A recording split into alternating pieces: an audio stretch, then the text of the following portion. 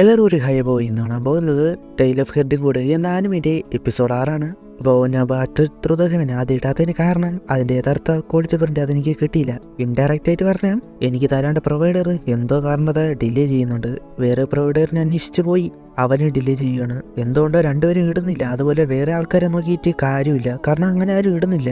ആ രണ്ടുപേരെയും നിന്നാണ് ഞാൻ എടുത്തോണ്ടിരുന്നേ. അല്ലാതെ പിന്നെ സ്ക്രീൻ റെക്കോർഡൊക്കെ വെച്ചിരുന്ന അതാണ് കിട്ടിയിരുന്നേ അന്ന്. എന്നാൽ എനിക്കെന്തോ അതിലെ സബ് ടൈറ്റിലൊന്നും എനിക്ക് തന്നെ മനസ്സിലാകുന്നില്ല. എക്സ്പ്ലെയിൻ ചെയ്യുമ്പോൾ ഡീറ്റെയിൽ ആയിട്ട് ചെയ്യണമെന്നാണല്ലോ. അതുകൊണ്ട് തന്നെ നല്ല ക്വാളിറ്റി ഉള്ളത് August 2 അതിന് ശേഷം ഇടുമെന്നാണ് പറഞ്ഞത്. അതുകൊണ്ടായിട്ടാണ് ഞാൻ വെയിറ്റ് ചെയ്തത്. എന്നാൽ ഇന്നോട് വെയിറ്റ് ചെയ്ത് നോക്കാം, കിട്ടുമെന്ന് അറിയില്ല. അതായത് 3-ാം തീയതി അപ്പോഴത്തേക്ക് അടുത്ത എപ്പിസോഡ് കൂടെ ചേർത്ത് ഇടുമെന്നായിരിക്കും ഞാൻ വിചാരിച്ചിരിക്കുന്നത്. അങ്ങനെ കിട്ടിയില്ലെങ്കിൽ വേറെ എന്തെങ്കിലും വഴി നോക്കാം. ഓൺലൈനിൽ കൂടി പുതിയ പ്രൊവൈഡറിനെ അന്വേഷിക്കുക. ഞാൻ ക്ലിയർ ആയിട്ട് പറഞ്ഞാൽ ചിലപ്പോൾ എനിക്കത് സ്ട്രൈക്ക് കിട്ടാൻ ചാൻസ് ഉണ്ട്. അതുകൊണ്ടാണ് ഇങ്ങനെ പറയുന്നത്. ഏകദേശം മനസ്സിലാക്കി എടുക്കണം. ഓക്കെ, അത് അത്രയേ ഉള്ളൂ. അപ്പോൾ ഇന്നാണ് പോകുന്നത് ടൈൽ ഓഫ് ഹെഡ് കൂടെ എന്നാലും എൻ്റെ എപ്പിസോഡ് 6 ഡെയിലി ഇട്ടുകൊണ്ടിരുന്ന ചെറുക്കനായിരുന്നു. അവൻ എന്ത് പറ്റിയെന്തോ. ഓക്കെ, പോയി എപ്പിസോഡിൻ്റെ ആദ്യം തന്നെ ഒരു ഫ്ലാഷ് ബാക്ക്. ഷിൻമു പറയുന്നതാണ്, പണ്ടൊക്കെ ഈ ഗ്രേറ്റ് റൂയിൻസ് ഇങ്ങനെ അല്ലായിരുന്നു. രാത്രി നല്ല ബ്രൈറ്റ് ആയിട്ട് കാണുന്നത്, അതിന് സ്റ്റാർസ് മൂൺസ് എന്നൊക്കെയാണ് പറഞ്ഞിരുന്നത്. ആ ടൈം ഉണ്ടായിരുന്ന ഏൻഷ്യന്റ് ഗോഡ് അതാണ് Asr dragon, white tiger, vermilion bird, black tortoise.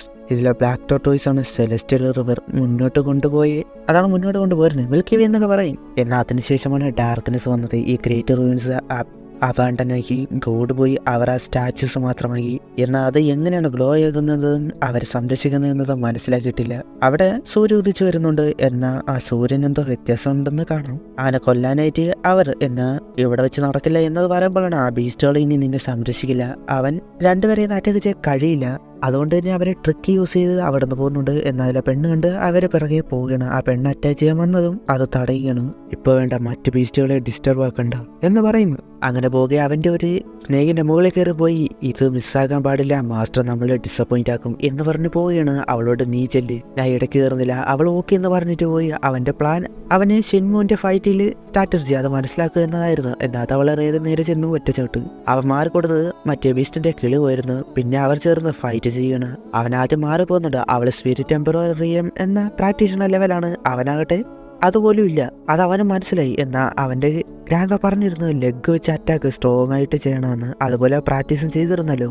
അങ്ങനെ അവളെ അറ്റാക്ക് ചെയ്യാനായിട്ട് തുടങ്ങി. അവളുടെ കാല് തന്നെ ക്രാക്ക് വീണു. പിന്നെ പല ഭാഗത്തായിട്ട് അടിച്ച് ഒരു പോസ്.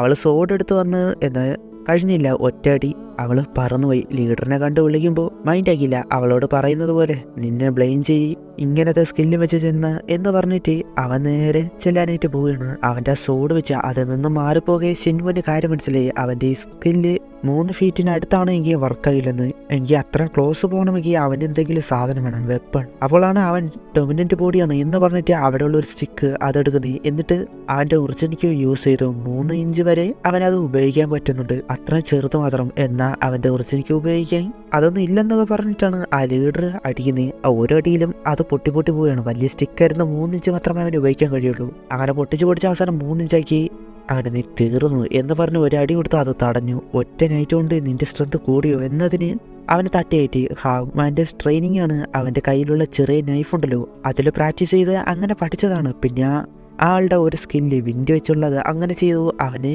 അത് വെച്ച് എതിർക്കുകയാണ്. അപ്പോഴുണ്ട് അവനൊരു സ്കില്ല് അത് യൂസ് ചെയ്യുന്നുണ്ട്. അതിലെ ഷിൻമു തടയുന്നുണ്ട്. അത്ര സോഡുകൾ ഒരുമിച്ച് വന്നിട്ട് അവൻ തടയണം. അതുകൊണ്ട് ഷോക്കായിട്ട് പോയി. അങ്ങനെ പോയി ആ അറ്റാക്കെല്ലാം സ്കിപ്പായിട്ട് വന്നു. അവന് ഒറ്റയടി അവൻ മാറാൻ കഴിഞ്ഞില്ല. പല ഭാഗത്തായിട്ട് പിന്നെ അടിച്ചടിച്ച അവസാനം ഇല്ലാതാക്കാൻ പോവുകയാണ് ഈ ചെറിയ ട്രിക്കിൽ എന്ന് പറയുമ്പോൾ അവന് വരുന്നുണ്ട്. അപ്പോഴുണ്ട് അവൻ എന്തോ ഒരു കൺട്രോൾ ചെയ്ത് വരാനായിട്ട് അത് മനസ്സിലാക്കി തടഞ്ഞു. പല ഭാഗത്തായിട്ട് അടിച്ച അവസാനം ഒരു പരുവാക്കി വിട്ടു. അങ്ങോട്ട് ആ പെണ്ണും എങ്ങനെയൊക്കെ രക്ഷപ്പെട്ട് വരുന്നുണ്ടായിരുന്നു. കുറച്ചു നേരം പിന്നെ പോകുന്നുണ്ട്. അവൻ്റെ സ്ട്രെങ്ത് കുറഞ്ഞു വരികയാണ് എന്ന് രണ്ടുപേർക്കും മനസ്സിലായി. എങ്കിലും ഷിൻമു നോക്കുന്നുണ്ട്. അവൻ്റെ സോഡ് തെറിച്ചു പോയി. ഷിൻമു ആകട്ടെ മയക്കം വരുന്നത് പോലെ അത് മനസ്സിലാക്കിയിട്ട് അവൻ്റെ ഒരു സ്കിൽ യൂസ് ചെയ്യാനായിട്ട് വരുന്ന ടൈം ഗ്രാനിസെ പറഞ്ഞ വാക്ക്, നിന്റെ എനിമിക്ക് അവസരം ഉണ്ടാക്കി കൊടുക്കരുത്, അത് അവൻ്റെ ജീവന് തന്നെ ആപത്താണ്. അതോർക്കുന്നു. അവൻ ആ സ്കില്ല് യൂസ് ചെയ്തത് മാറിയിട്ട് പിന്നെ ചെയ്തത് ഇതാണ്. അതോടെ അവനവൻ സൈഡായി. അവനെ ക്രോസ് ചെയ്ത് ആ പെണ്ണ് കണ്ടുകൊണ്ട് പോകുന്നുണ്ട്. അവളെ രക്ഷിക്കാൻ നോക്കിയിട്ട് പിന്നെ അവളെ രക്ഷിക്കാതെ പോയില്ലോ, അതുപോലെ അവളും പോയി. അവൻ ആ പ്ലേസിൽ നിന്ന് പുറത്തെത്തി. അവനൊരു സ്ഥലത്ത് ചെന്ന് വീണ്. അവനൊട്ടും പറ്റാതെ ആ സമയമാണ് ആ പെണ്ണ് വരുന്നത്. അവൻ ആൾറെഡി നല്ല കലിപ്പ് ആയിട്ടാണ് അവൾക്കുള്ളത്. അവൾ നിന്നെ വെറുതെ വിടില്ല എന്ന് പറഞ്ഞു വരുന്നു. അവന് പേടിച്ച് ബാഗിലേക്ക് പോകണം, ഒന്നും ചെയ്യില്ല എന്നൊക്കെ പറഞ്ഞ് അവൾ കേൾക്കാവുന്ന കുത്തുന്ന പോലെ. എന്നാൽ കഴിഞ്ഞില്ല. നോക്കുമ്പോൾ അതിലൊരു റെഡ് കളർ ഉള്ള ത്രെഡ്സ് കൊള്ളാലോ എൻ്റെ ചെറുക്കനെയാണ് തുടർന്ന് എന്ന് പറഞ്ഞ് ഗ്രാനിസി അത് കണ്ട് ഷോക്കായി പോയി. ആളുടെ മാസ്റ്റർ പോകും എന്ന് പറയുമ്പോൾ അതൊക്കെ ക്ലോത്ത് ഉണ്ടാക്കി കഴിഞ്ഞിരുന്നു. ബാക്കിയുള്ളവരവിടെ എത്തി. അവൻ ആദ്യം ആയിട്ട് നമ്മളിൽ നിന്ന് വിട്ടുപോകുന്നു. അത് ഓർത്ത് നമുക്ക് നല്ല ടെൻഷനുണ്ട്. അതെല്ലാം കേട്ട് അവൾക്ക് എന്തോ പോലെ ആയിട്ട് നേരെ വന്നെന്നാൽ ഗ്രാനിസിയെ തൊടാൻ കഴിഞ്ഞില്ല. ആ സമയം തന്നെ ഹാഫ്മാൻ വന്ന് ഒറ്റവിട്ട് അതോടെ അവിടെ കഴിഞ്ഞു. അവരിപ്പോൾ എല്ലാവരും അവിടെ എത്തി. എപ്പോൾ എന്ന് ചോദിക്കുമ്പോൾ അവൻ ആ ബീസ്റ്റിനെ പോലെ നിന്ന് ഫൈറ്റ് ചെയ്ത ടൈമിലേ വന്നിരുന്നു.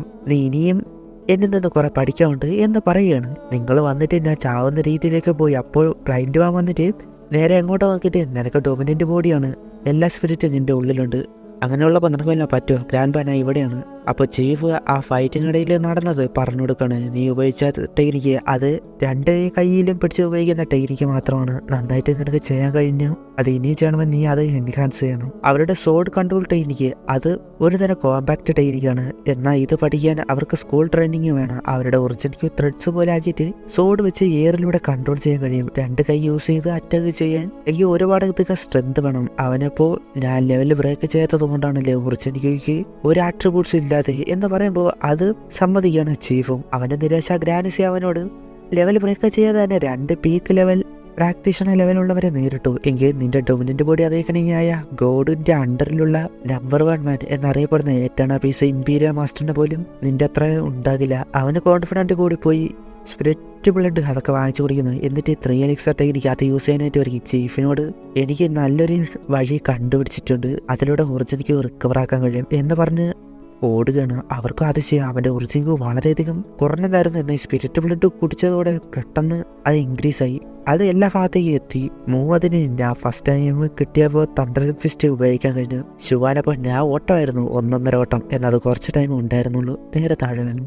എന്നെ ഇവിടെ ഷിൻമു അവയൊക്കെ പോലും ആയിട്ടില്ലല്ലോ. അവൻ നോൺ സ്റ്റോപ്പായിട്ട് ഓടുകയാണ്. അപ്പോൾ അവന് എന്ന് ചീഫ് മനസ്സിൽ അവൻ്റെ അടുത്ത് വന്നിട്ട് നാറ്റം എന്ന് പറഞ്ഞു പോയി. അവൻ്റെ ബോഡി ഇപ്പോൾ ഒറിജിനക്ക് നന്നായിട്ട് ഇൻക്രീസ് ആയി. ആ ഡൊമിനൻ്റ് ബോഡി കാരണമാകാം എന്ന് പറയുകയാണ്. അവരും ഡിമോണിക് ബോയ്സ് അത് ഉപയോഗിച്ച് ബ്രേക്കാകാം എന്നൊക്കെ അവന് എല്ലാവരും കണ്ട് ഹാപ്പി ആകുന്നു. അങ്ങനെയൊക്കെ ആകും എന്ന് പറഞ്ഞ് അവന് പുറത്ത് സന്തോഷിച്ച് അവനങ്ങനെ ഡിമോണിക് ബോയ്സ് അത് പറയാനായിട്ട് തുടങ്ങി. അവൻ്റെ സ്പിരിറ്റ് ടെമ്പറോ ബാരിയറിലേക്ക് പോയിട്ട് അത് യൂസ് ചെയ്യുന്നുണ്ട്. അങ്ങനെ ഒരു അറ്റാക്ക് കൊടുക്കണം. എന്നാൽ മറ്റൊരു ബോയ്സ് അത് എപ്പോഴും തടയുകയാണ്.